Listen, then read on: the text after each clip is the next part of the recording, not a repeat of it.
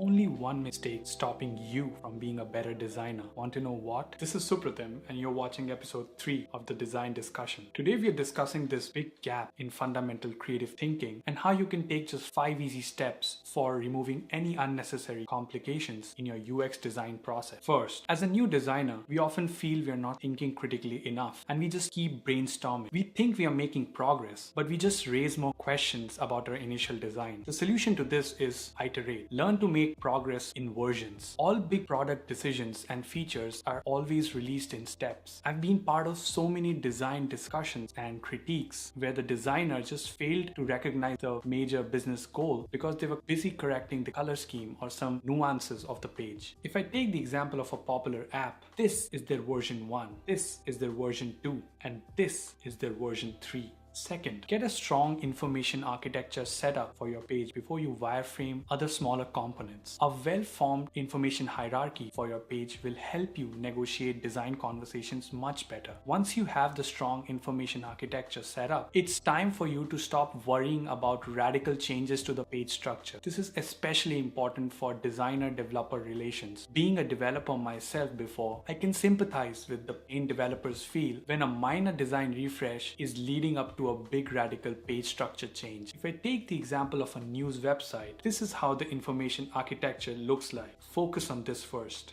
Third, learn how to normalize design conversations. It's going to sound funny, but not everything everyone says has to be included in your design. If every product in this world included everything that everyone said, every product would look something like this.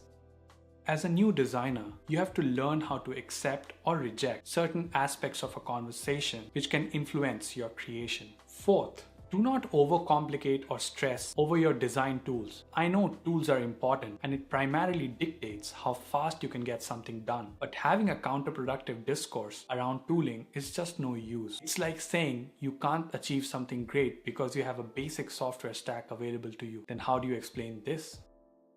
The painting that you just saw was done on Microsoft Paint. The fifth and final thing, learn how to write and communicate effectively. A good starting point will be to always listen first and just take 20 seconds before you speak. I know it sounds rudimentary, but I constantly find myself in situations where a better explanation or defense of my design would have helped me escape a very tricky situation. A part of this skill is to also learn how to argue effectively. A great book that I always advise to a lot of people is They Say, I Say. It's a book primarily meant for an academic audience. The book has some great examples to showcase how you can argue in a more effective manner. An example from the book is the idea of explaining before contributing. What that means is that in any design conversation, explain the analysis of the situation before you offer your own opinion.